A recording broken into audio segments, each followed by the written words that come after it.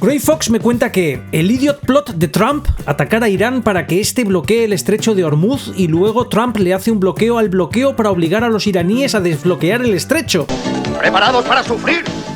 ¿Preparados para soportar el dolor? Si la respuesta es sí, ¿están preparados para el show de Gabriel Incertis? Disculpad que haya empezado de esta forma, pero me venía muy bien para apuntar que los idiot plots no necesariamente implican una narrativa poco creíble o mala. Si definimos un idiot plot como una trama que avanza a base de la estupidez de los personajes, entonces tiene mucho más que ver con la realidad de lo que muchos estarían dispuestos a admitir. En todo caso, aquí estamos con una nueva entrega de vuestra serie favorita de mi canal, con vuestras propuestas de idiot plots. Antes de entrar al tajo, me gustaría subrayar que todo lo que aquí se cuenta es discutible, que no estamos sentando cátedra, que no todos los casos corresponden necesariamente a idiot plots de forma estricta y que esto se trata de un ejercicio de entretenimiento para intercambiar ideas y puntos de vista. Dicho esto, ahora sí, al turrón. Chris Formo me dice que Batman perdone la vida a Superman solo porque las madres se llaman igual, si eso no es idiota... Pues sí, recuerdo cuando vi la película en el cine cómo me decepcionó, un título épico que apenas se concreta en una pelea de 5 minutillos, pero lo de que el conflicto se resolviese porque sus mamás se llamaban igual... ¿Por qué has dicho ese nombre? Pues fue la guinda en el pastel de la ridiculez. Para los que no hayáis visto la película, aquí tenéis un resumen. Ella se llamaba Marta, se llamaba así. Pedro Esteban me cuenta que en El Increíble Hulk de 2008, Bruce Banner, para aprender a controlar su ira mientras busca una cura para su condición, se va al lugar más tranquilo, calmado y pacífico del mundo, Río de Janeiro.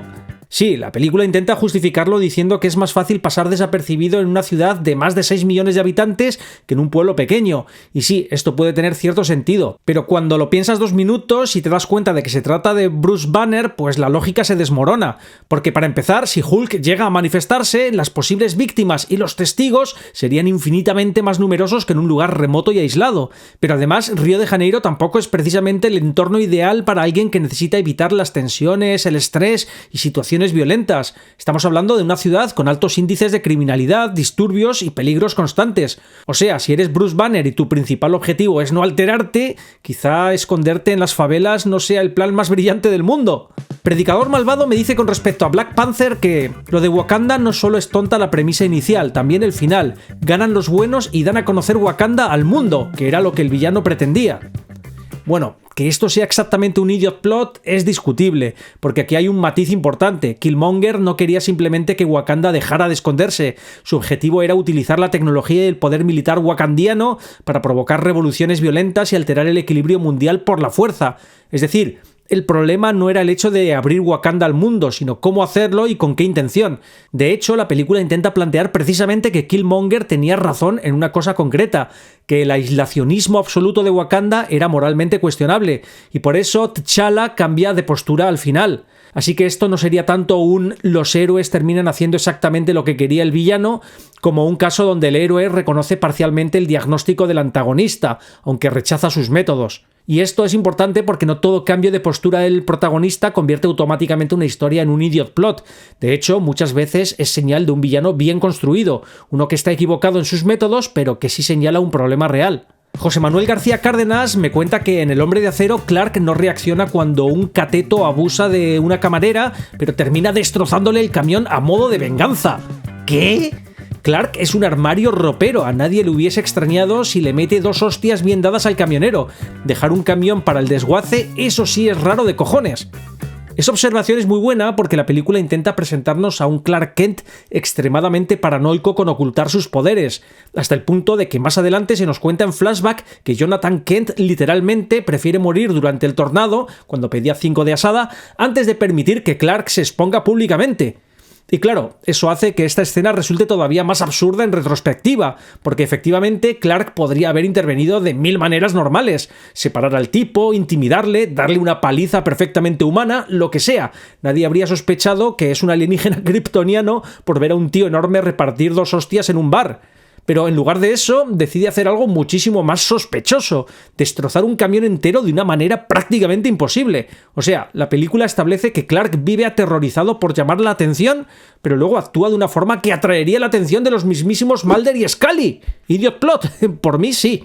Siguiendo con El Hombre de Acero, Lucas Valentín me cuenta que a su parecer hay un idiot plot en El Hombre de Acero en donde el planeta Krypton se destruirá y todos lo saben, pero justo capturan a Zod, quien es un general que junto a un grupo de soldados intentaron un golpe de estado, pero ¿para qué? Si el planeta va a explotar, y peor luego ya que al general Zod y a su grupo los sentencian a la zona fantasma en vez de dejarlos en el planeta para que mueran con todos, pero no, deciden mandarlos allá, lo que resulta beneficiarlos. Luego Krypton explota y el general Zod y su grupo salen de la zona fantasma para hacer de las suyas. O sea, en vez de un castigo por traición, más bien los salvaron. Efectivamente, si Krypton está literalmente al borde de la destrucción total y las élites del planeta son conscientes de ello, resulta extraño que el sistema político siga funcionando como si estuviera en una semana administrativa normal. Ha intentado un golpe de estado, correcto, procedan con el juicio burocrático estándar, y el apocalipsis planetario inminente, eso no altera el protocolo. Pero lo más gracioso es precisamente lo de la zona fantasma, porque la película lo presenta como un castigo terrible, pero objetivamente termina siendo lo único que salva a Zod y a sus hombres de morir junto al resto del planeta. Ahora bien, esto funciona más como una ironía narrativa o una consecuencia involuntaria absurda que como un idiot plot puro. Porque un idiot plot normalmente implica que la historia solo puede avanzar porque los personajes actúan como idiotas de manera artificial. Y aquí puede argumentarse, para que veáis que los límites son difusos, que los kryptonianos simplemente son una civilización tan rígida y burocrática que continúan aplicando sus protocolos incluso ante el fin del mundo. Pero claro, que esto sea coherente con el mundo no evita que visto desde fuera resulte bastante ridículo. Es más, esto podría haberse solucionado fácilmente si la condena a la zona fantasma de Zod y sus secuaces hubiese tenido lugar antes de que los kryptonianos conociesen el destino de su planeta. Los guionistas sí, se la jugaron aquí. Retro Oswi no está muy seguro de si esto es o no un idiot plot, pero en la película R.I.P.D., protagonizada por Ryan Reynolds, el malo maloso de la película asesina al protagonista porque supuestamente suponía un obstáculo para sus planes. Sin embargo, me puse a pensar que si hubiese dejado al protagonista con vida, es decir, como un humano normal, en caso de que el prota se convierta en un problema, lo eliminaría rápidamente y sin mucho esfuerzo. Ahora bien, al eliminarlo al principio de la película, prácticamente hizo indestructible al protagonista, transformándolo en una amenaza mucho más fuerte para sus planes. A ver, para entender este comentario primero hay que explicar rápidamente de qué va R.I.P.D., las siglas de Rest in Peace Department. La película sigue a un policía interpretado por Ryan Reynolds que es asesinado al principio de la historia y acaba entrando en el R.I.P.D., una especie de policía sobrenatural formada por agentes muertos que se encargan de perseguir almas peligrosas en la Tierra. El villano mata al protagonista porque lo considera un obstáculo, pero al hacerlo lo convierte en un agente sobrenatural prácticamente indestructible y muchísimo más peligroso para sus planes. Y la verdad es que sí, tiene bastante lógica como crítica, porque efectivamente, mientras el protagonista era un policía humano normal, el villano tenía una ventaja enorme sobre él.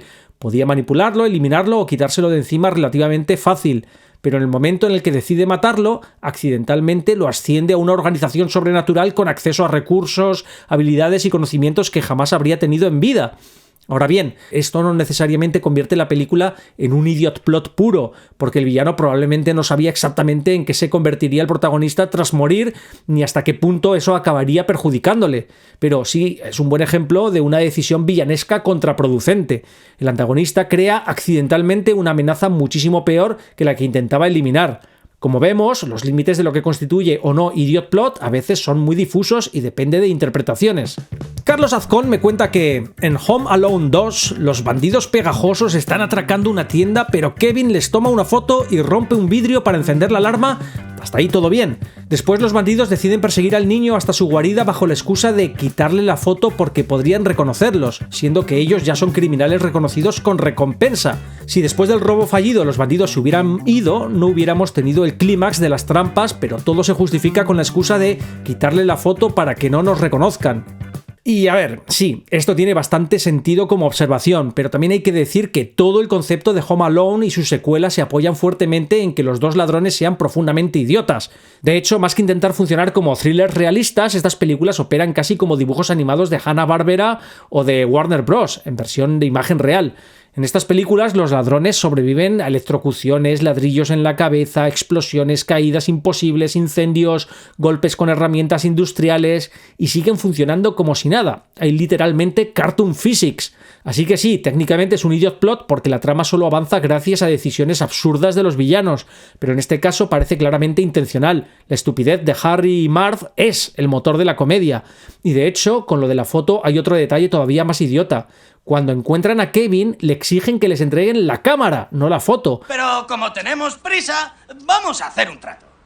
Nos tiras la máquina de fotos y no te haremos daño. No volverás a vernos nunca. Pero estamos viendo claramente que es una Polaroid. Kevin incluso saca físicamente la fotografía de la cámara delante de nosotros. O sea, lo que necesitan recuperar es la foto, no la cámara. Así que sí, idiot plot absoluto, sin duda, pero uno totalmente deliberado porque la película nunca pretende funcionar bajo lógica realista, funciona bajo la lógica de los dibujos animados. Por cierto, ese señor tan creepy, ¿por qué se vuelve a mirar a Kevin con tanta intensidad? Perdone, ¿dónde está la recepción? Al final del pasillo, a la izquierda. Gracias.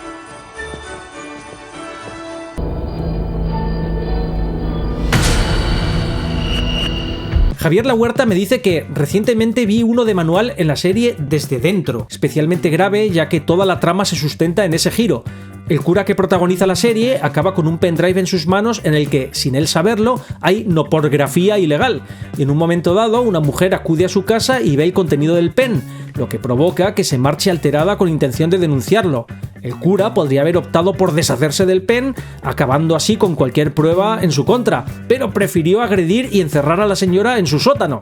Y sí, recuerdo perfectamente la sensación que me produjo esa premisa cuando vi la serie, esa especie de pereza narrativa que aparece cuando notas que toda la historia existe únicamente porque un personaje toma la peor decisión imaginable en una situación donde había opciones muchísimo más simples y racionales. Ahora bien, las personas reales, bajo estrés o pánico extremo, sí pueden tomar decisiones absurdas, y una mala decisión puntual no convierte automáticamente una obra en idiot plot. El problema es que, en Desde Dentro, la trama entera se sostiene sobre una cadena continua de decisiones cada vez más estúpidas por parte del protagonista. No es un error aislado producto del miedo, es que cada intento de arreglar la situación la empeora de la forma más irracional posible. Y ahí es donde ya entramos de lleno en el territorio del idiot plot, historias que solo pueden existir porque los personajes ignoran constantemente las soluciones más obvias y sensatas. Omerato me cuenta que hace unos días estaba viendo Invincible desde la temporada 1 y me percaté de algo. En el episodio 5 de la temporada 3, Invincible toma la decisión de mudarse con Atom Eve para tener más privacidad como pareja, por lo cual le menciona a Eve que construya una casa con sus poderes, como ya lo había hecho en el pasado. Invincible le pide que la haga en la ciudad, pero Eve se niega por las leyes de zonificación. Después de eso, Eve crea una empresa llamada Invincible Inc. para ganar dinero y lograr mudarse, pero ¿por qué Eve no creó oro como lo hizo en el episodio 2 de la segunda temporada, donde convierte una manzana en oro de 24 quilates para ayudar económicamente a su papá? Eve también mencionó que ese oro podría venderse, lo cual da pie a pensar que podía crear oro para resolver sus problemas económicos en ese momento. Sin embargo, por alguna razón olvidó que podía hacerlo. Entiendo que como superheroína su moral quizá no le permita hacer eso, pero ya lo había hecho con su padre, lo cual hace que resulte algo contradictorio no haberlo considerado en ese momento cuando necesitaban dinero para mudarse. No necesariamente tendrían que volverse millonarios con ese método, pero por lo menos podrían haber generado lo suficiente para pagar el alquiler de una casa. Según los vídeos que he visto de tu canal, creo que esto sí entraría en la categoría de idiot plot, pero queda a tu análisis y criterio. Saludos. Sí, esto podría entrar perfectamente en la categoría de se me olvidaron mis poderes, una variante de idiot plot, porque cuando escribes personajes con habilidades prácticamente milagrosas, cada nueva capacidad que introduces puede destrozarte futuras tramas sin darte cuenta. En el momento en el que estableces que un personaje puede literalmente transmutar materia en oro utilizable y vendible, cualquier problema económico posterior empieza a volverse sospechoso. Ahora bien, aquí también hay que ir con cuidado antes de gritar idiot plot automáticamente, porque podría existir alguna limitación posterior que yo desconozca, consecuencias biológicas, límites energéticos, implicaciones legales, reparos morales, cualquier cosa. No conozco la serie lo suficiente como para afirmarlo categóricamente, pero con la información que me has dado, sí parece haber una inconsistencia potencial bastante clara. porque la propia serie ya estableció una solución aparentemente sencilla al problema económico y luego actúa como si esa solución no existiera. Y esto es precisamente una de las trampas más comunes al escribir fantasía, ciencia ficción o superhéroes. Cuanto más poderosos y versátiles son los poderes de tus personajes, más difícil es mantener la coherencia narrativa, porque el espectador siempre recordará esa habilidad concreta que usaste hace 20 capítulos, justo cuando más te convendría que la olvidara. Gonzalo Geller cuenta que en El Eternauta, cuando deja de caer la nevada letal, todos dan por sentado, sin tener ningún tipo de prueba, que ya no va a volver a caer otra nevada mortal y dejan de usar los trajes protectores porque sí. A ver, como ya establecí al principio, aquí todo es discutible, pero diría que no estaríamos en este caso realmente ante un idiot plot, porque la serie no muestra a los personajes concluyendo alegremente «Bueno, ya está, el apocalipsis terminó para siempre». Lo que ocurre es algo bastante más razonable. Deja de nevar, sale el sol y alguien decide comprobar si el exterior es seguro en ese momento concreto. Y claro, una vez descubren que, al menos temporalmente, no hay partículas letales cayendo del cielo, tiene sentido que la gente empiece a relajarse. Además, la propia lógica de la serie no da a entender que los personajes crean que la amenaza haya desaparecido definitivamente. Más bien actúan como personas que están improvisando sobre la marcha en una situación completamente desconocida. Y esto es importante porque muchas veces se confunde un personaje toma un riesgo con idiot plot. Pero un idiot plot no consiste simplemente en que alguien haga algo peligroso o imperfecto o se equivoque. Consiste en que la historia solo puede avanzar porque los personajes ignoran de forma artificial información obvia o actúan como completos idiotas. Y aquí, sinceramente, la reacción de los personajes entra bastante dentro de lo razonable dadas las circunstancias, ¿no crees? David Roach no recuerda si he comentado esto alguna vez, pero en Juegos de Guerra de 1983 te enseñan una base de control de misiles súper secreta y súper acorazada, y cuando el guionista tiene que hacer que el prota se escape de ella, no se le ocurre otra cosa que poner a un grupo de visitantes en plan turista en la base súper secreta para mezclarse entre ellos y salir. Bueno, aquí curiosamente estamos ante uno de esos casos donde algo que parece un idiot plot en realidad tiene bastante base en hechos reales, porque la instalación que vemos en la película no es una base ultra secreta en el sentido de que nadie supiera que existía. Se trata del NORAD, el Mando Norteamericano de Defensa Aeroespacial, concretamente de su centro de operaciones de combate alojado en el complejo de Cheyenne Mountain en Colorado. Lo interesante es que los guionistas Lauren Lasker y Walter F. Parks pudieron visitar esas instalaciones mientras documentaban la película. De hecho, la escena del protagonista escapando mezclado entre visitantes está directamente inspirada en cómo los propios guionistas consiguieron acceder al NORAD. En 1980, 3 años antes de hacer la película, contactaron con la Oficina de Relaciones Públicas de la Fuerza Aérea en Los Ángeles para organizar un viaje de investigación. Finalmente les permitieron visitar el complejo de Cheyenne Mountain con la condición de que no dijeran que estaban preparando una película, así que fueron integrados discretamente en una visita VIP junto a líderes cívicos de Los Ángeles. Y claro, años después reciclaron esa experiencia para la película, solo que esta vez como la forma en la que el protagonista, Lightman, sale de las instalaciones sin ser visto. Ahora bien, sí hay una pequeña licencia cinematográfica. En los años 80 no existían visitas turísticas abiertas al público general como si aquello fuera la Disneylandia nuclear. Y estos turistas pues parecen un poco random. Las visitas estaban muy restringidas y reservadas a personal autorizado, militares, investigadores o representantes gubernamentales. Pero eso no convierte automáticamente la escena en un idiot plot, porque la película no rompe realmente la lógica interna de la instalación. Simplemente dramatiza y simplifica algo que, de una forma más limitada y controlada, sí ocurre en la realidad. Así que la lección aquí es que una licencia cinematográfica no es necesariamente un idiot plot. Line Omega me dice muy seguro de sí mismo que si vamos a hablar de idiot plots en el anime, soy un experto, pero el mayor que nunca me he podido sacar de la cabeza ocurre en Code Geass, uno de mis favoritos, y no es el Diabolus Ex Machina que provoca la masacre al final de la primera temporada, sino en la segunda temporada cuando Zero y Schnitzel apuestan a sus mejores caballeros en una partida de ajedrez y cuando parecía que iban a quedar tablas, agarra el genio de Schnitzel y le hace jaque al rey ¡con su rey! Y el inteligente Zero retrocede, ni siquiera toma la victoria regalada de lo que en primer lugar era una jugada ilegal. Y sí, este caso es espectacular, aunque imagino que gran parte de la audiencia que no juega al ajedrez simplemente vio la escena y pensó ¡wow! ¡Qué movimiento tan inteligente! Pero claro, si sabes mínimamente cómo funciona el juego, la escena se convierte en una experiencia surrealista. La cosa ya empieza torcida cuando en un plano parece que los dos alfiles negros están en casillas del mismo color, algo imposible en una partida normal, porque cada alfil se mueve siempre por casillas de distinto color. Pero el verdadero desastre llega cuando Schnitzel avanza a su rey hasta colocarlo justo al lado del rey enemigo. Y aquí hay que aclarar algo importante para quien no juegue al ajedrez. Los reyes jamás pueden ocupar casillas adyacentes. Nunca. Las propias reglas del movimiento del rey lo impiden. Si haces eso en una partida real, acabas de realizar una jugada ilegal. Es decir, Schneitzel no ha hecho una jugada maestra, acaba de perder automáticamente la partida. Lo mejor es que la escena intenta presentarlo como un movimiento de genio estratégico. Incluso antes del movimiento ilegal de Schneitzel, Zero avanza a su rey dejándolo a una casilla de distancia del rey enemigo y exclama: «¡No puedes avanzar más!». Y tiene razón, pero no por motivos filosóficos ni tácticos, es que literalmente las reglas del juego no se lo permiten. Entonces Schneitzel levanta a su rey, lo coloca delante del de Zero y declara solemnemente: «¡Jaque mate!». No, a ver, no es jaque mate, es una infracción reglamentaria, pero aquí empieza el verdadero idiot plot, porque no solo Schneitzel parece ignorar las reglas del ajedrez, es que todos los presentes las ignoran también.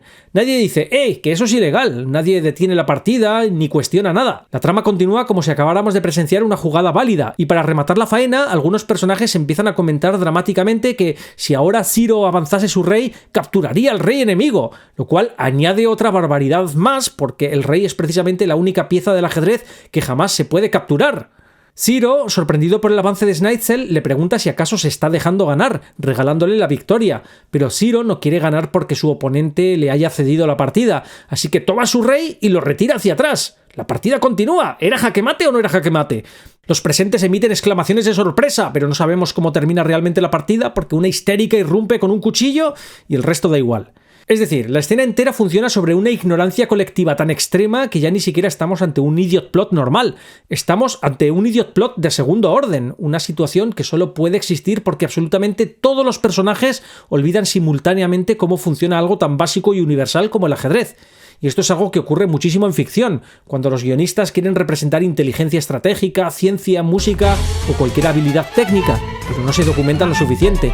Es exactamente la misma sensación que dan esas películas donde un actor está tocando cualquier instrumento, pongamos el violín, y cualquiera que haya cogido uno en su vida detecta instantáneamente que está moviendo el arco como si estuviese fregando una ventana. Vaya. Ahora que lo pienso, este tema da para vídeo, así que me lo reservo. Y hasta aquí el contenido de hoy. ¿Quieres haber dado con algún ejemplo de idiot plot y quieres que lo saque en mi próximo vídeo?